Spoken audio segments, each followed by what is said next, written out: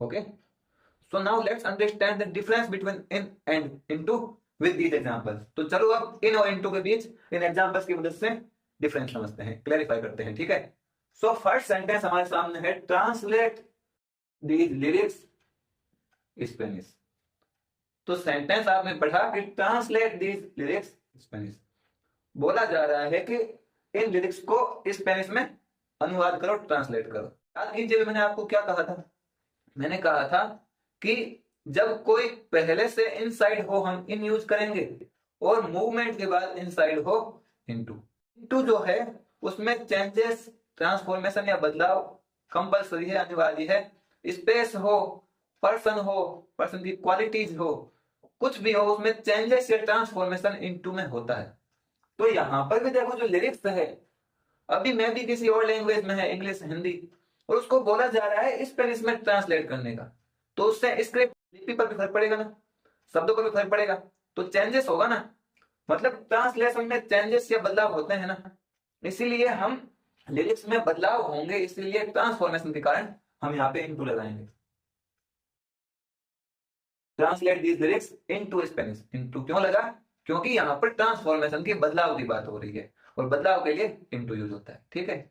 Second sentence है कि Lovejeet is the recording studio. तो हमें किसी पर्सन की लोकेशन के बारे में बताया जा रहा है, बेसिकली किसी की ऐसी लोकेशन बताया जाए जिसमें वो पहले से ऑलरेडी इनसाइड हो, तब हम इन यूज करते हैं। तो बताया जा रहा है कि जो लवजीत है वो भी कहाँ है, वो भी रिकॉर्डिंग स्टूडियो में है।